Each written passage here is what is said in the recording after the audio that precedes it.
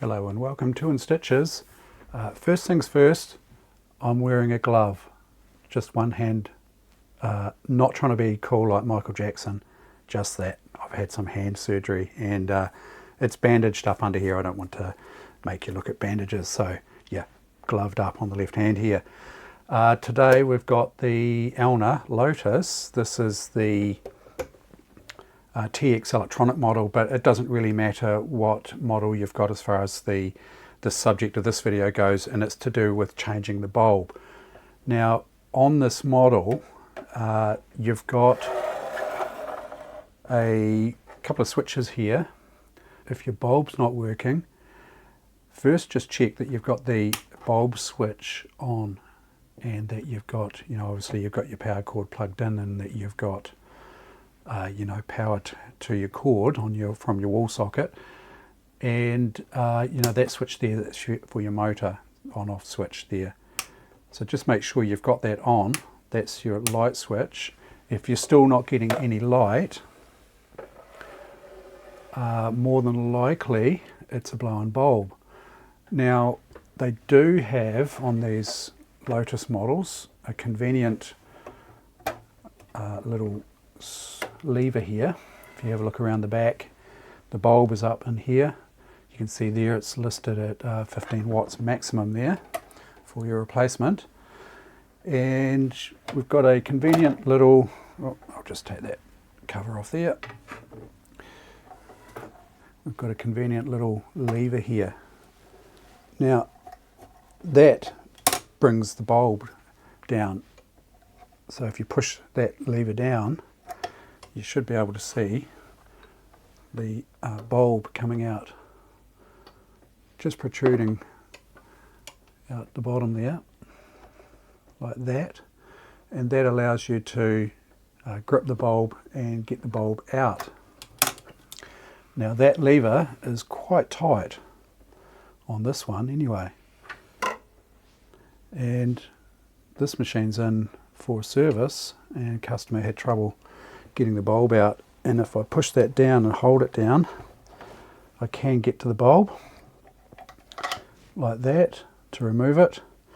But you'll find sometimes if the bulb's already been replaced and it's been replaced with a modern replacement bulb, you'll notice that the bulb's quite a bit shorter, and if it's got the shorter bulb in it, even when you push down on the lever here, you might find the bulb still doesn't come down far enough to allow you to get a grip on it with your fingers.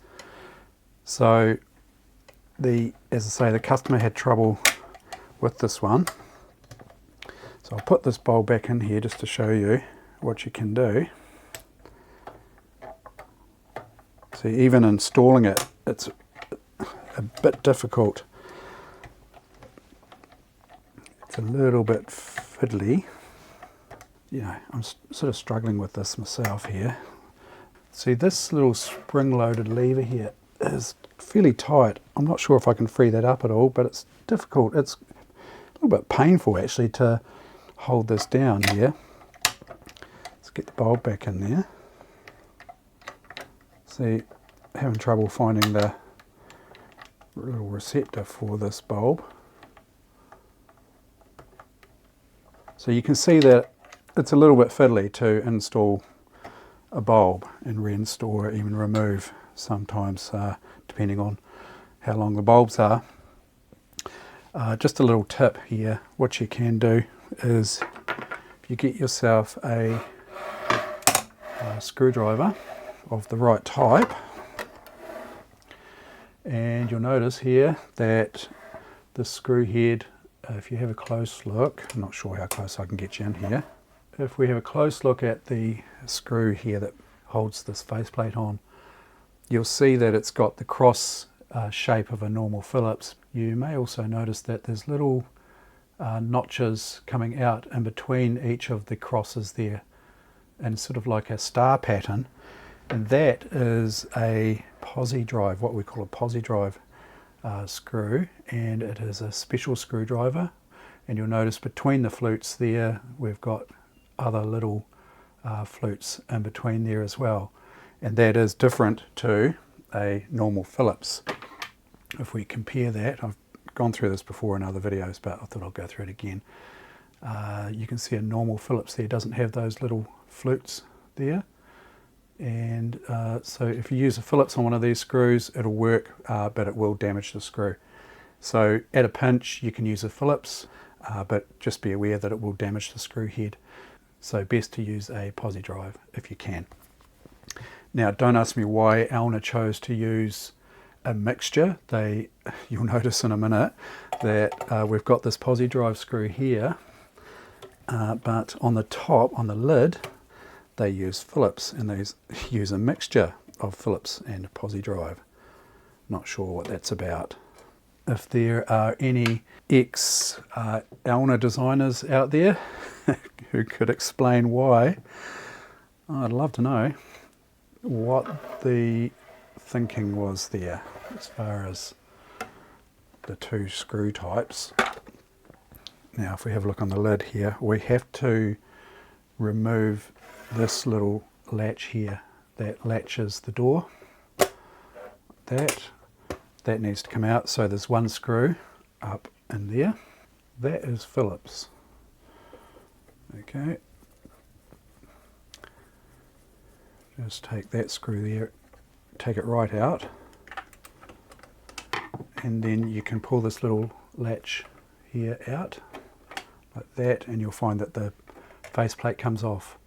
Now make sure you've got your machine disconnected from the wall socket, the power there, and we can see that the bulb here is nice and easy to access there.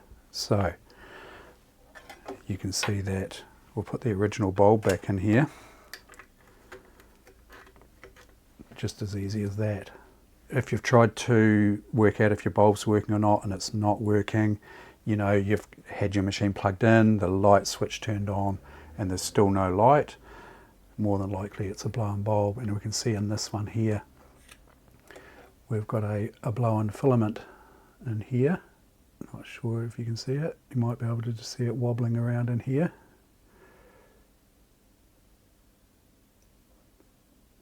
Trust me, the filament's definitely gone.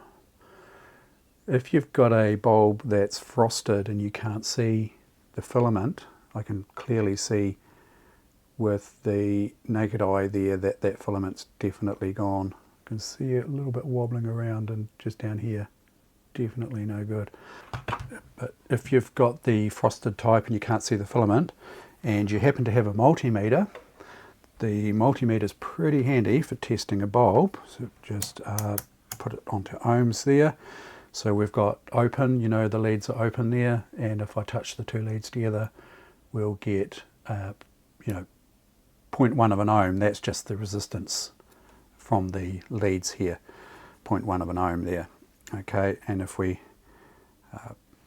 put a lead onto each terminal there,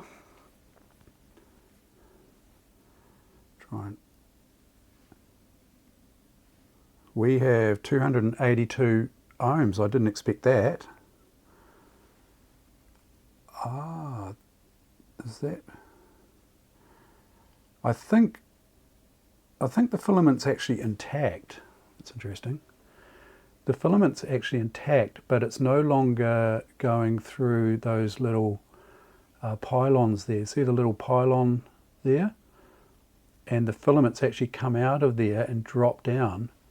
So I would say this bulb is actually okay, because we're getting a connection, you know, of 200 ohms resistance there.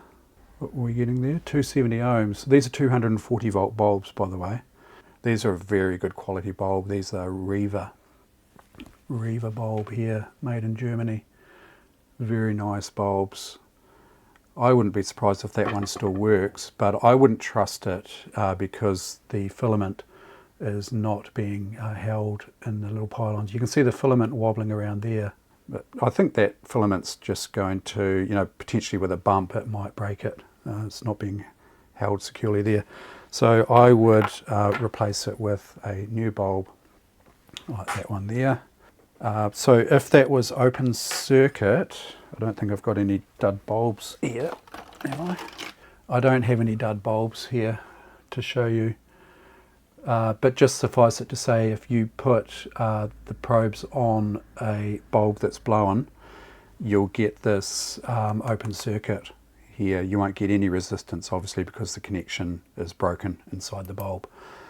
Yeah, so that's one way you can test a bulb with a multimeter.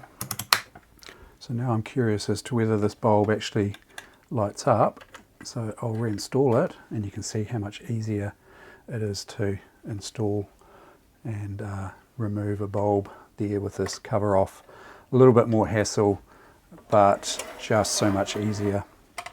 The lever is at the back there, just out the back here. I'll push it with some assistance here, but effectively the lever pushes the bulb down like that. You can see it. So it's the cover that's moving there, but the bulb effectively comes down. Now it looks like that filament is broken.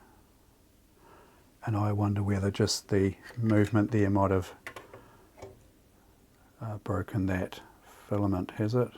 Yeah, now the bulb is blown. Just the vibration of it being put back in and messed around with there has actually broken that filament there.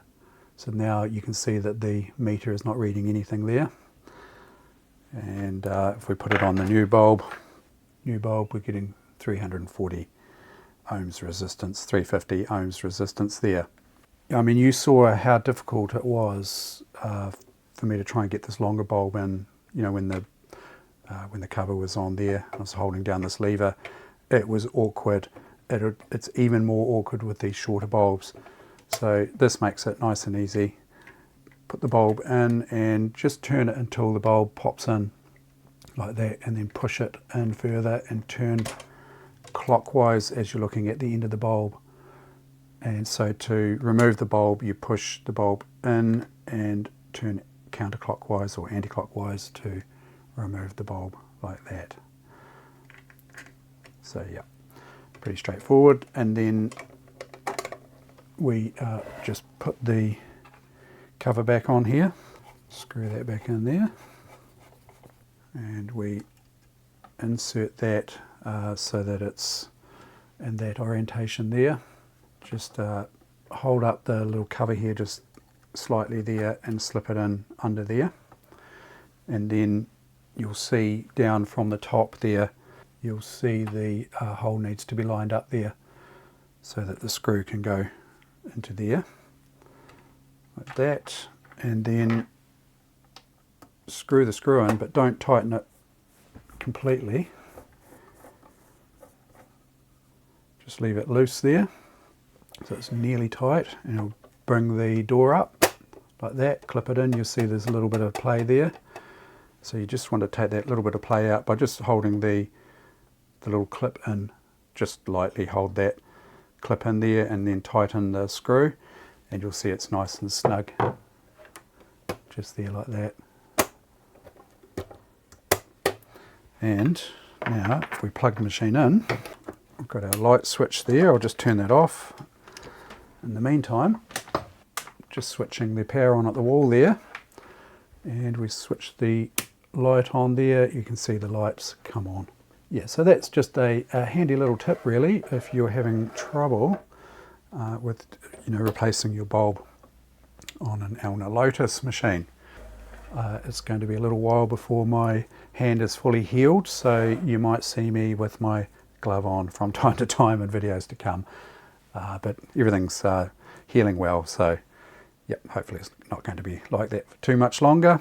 So yeah, the healing process has made it a little bit difficult to do videos, hence why I haven't been doing that many videos lately. But I'm in catch-up mode now, so I've got quite a bit of work to get through. So keep an eye out for more videos coming out soon. That's it. Thank you very much for watching. Thank you as always to my patrons on Patreon, and we'll see you in the next one.